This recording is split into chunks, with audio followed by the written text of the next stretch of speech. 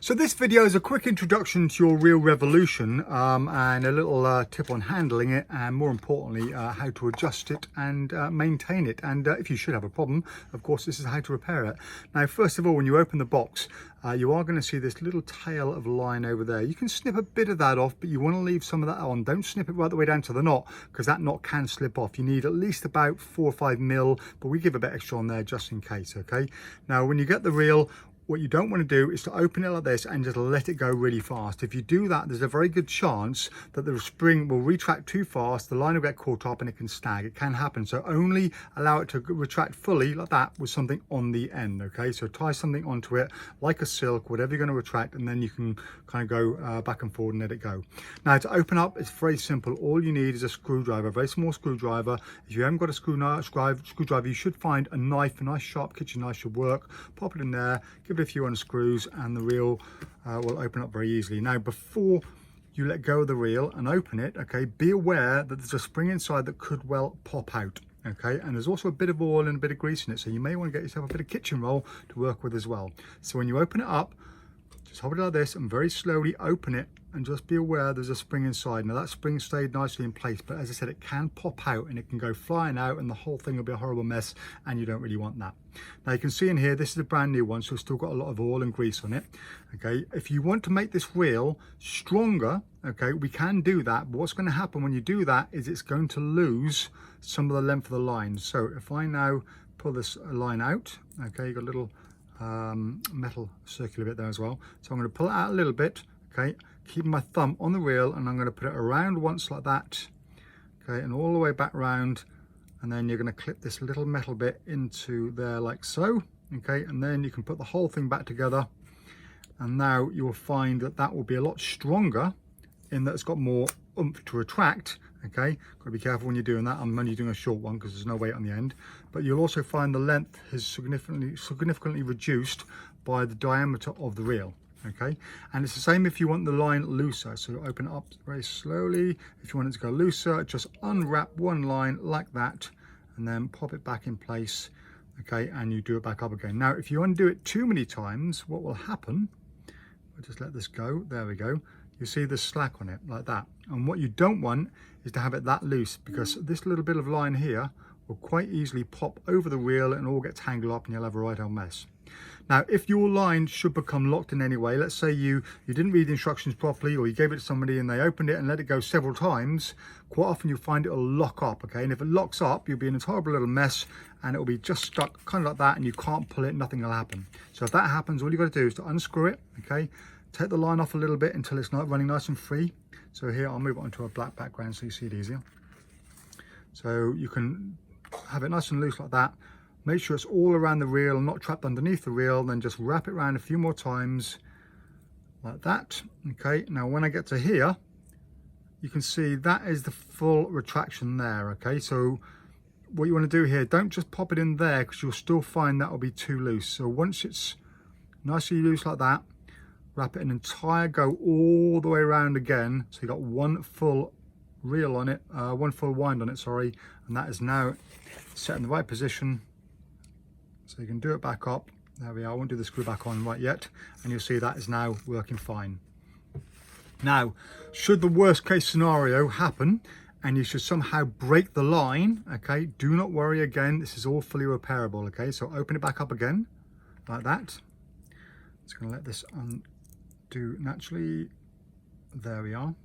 Now we can pull all this out like this, all the line off, and then once the line is off, we can pop the reel out like this. There we go. I'm going to clean the grease off my hands and a little bit of the reel as well, so we're not going to get messy. There.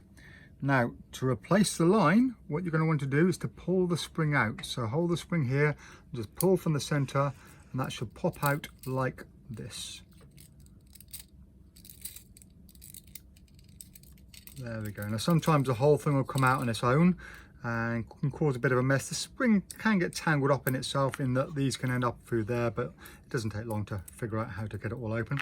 So now you can see here there's a little hole in the reel where the line goes through. So you pop your new little bit of line around here. If you're going to use fishing line yourself, okay, you want a fishing line between about 10 and 16 pounds is ideal, but you can replace this for any line you want. If you find a nice black nylon line, you can always replace it for that. Tie a knot on the end, and you want it about this long. So to give you an idea of how it is, I'm going to wrap it around 2 fingers, okay? I'm going to hold that there and go 1, 2, 3, 4, 5, 6, 7, 8, 9 times. That goes 9 times around my hand, okay? Now it doesn't really matter whether it goes 10 times around your fingers or whether it goes 8 times. That's an approximate length, and looking at that, that's just under a meter. I'd say about a yard if you're old-fashioned, okay? So now to put it back together, all we have to do is to pop the spring back in. Now there should only be 1 hole on your reel, which is, I'm looking at it, is on my left hand side, but some of the reels do have a hole on the other side as well. So on my left hand side or your right hand side there, okay, and what we're going to do is to pop the reel back in, the spring back in. So we just slot that in like that and turn it. Now that will lock into place, okay? And if you look at the orientation of the spring there, okay, what you don't want to do is put it in and have it the reverse way, okay? So have it around like that. And that should sit nice and neatly in there. Then we're just going to pop the spring into this little gap here like so. There we go. Now you're going to slowly wind the spring in like this, starting from the outside, working to the inside. So it's just going to go around. Now, as you see here, this gets caught up. It is a bit fiddly and this can get caught up, but it's not too much of a problem. Just going to take a few seconds to undo. There we are. Now pop it around. As I said, it can be a bit fiddly, but once you've done it a few times, it becomes a lot easier and a lot more natural. And as you go around, just going to keep the spring in as you do it. If I don't hold the spring in, there's a good chance it could pop back out again. So pop all the way around like that until it goes nice and small into the middle like so. There we go. Now we can wrap the line back around the reel, okay? So to do that, we're going to wrap it around. Now, be aware of the orientation that this goes round. We're going around a clockwise direction. I'm hoping it's a clockwise direction. If it's not, we'll find out in a second. Different reels have different directions. For example, the Ring Float Revolutions have a clockwise and an anti-clockwise way, depending on which reel it is. So it's going to roll this up like this, and there's a way to check if you've got it the right orientation. So all I'm doing is just spinning this round like this, so it's going around in a clockwise direction.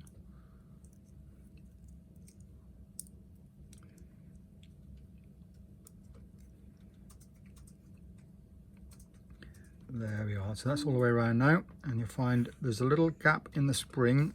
Point to it with the screwdriver. Oops, take the screw off there. Just there. That little hole, that little gap just there, wants to go in this tiny little slot just down here. So you want to come in close with the camera.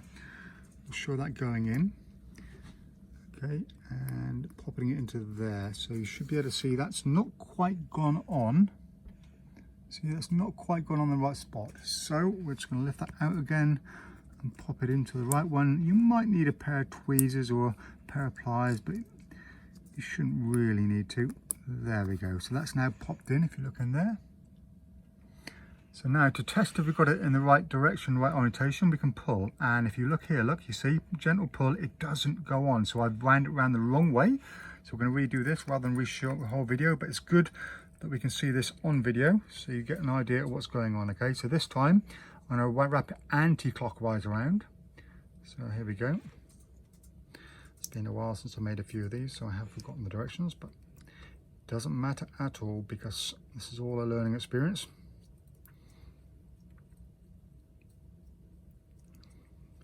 So this takes a few seconds to wind it up.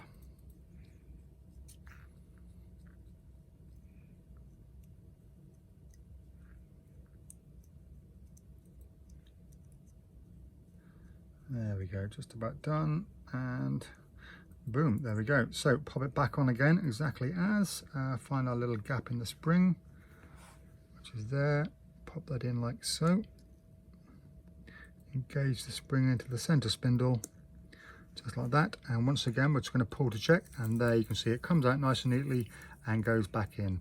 Now you notice here I'm keeping my left thumb on the spindle to stop the spring popping out.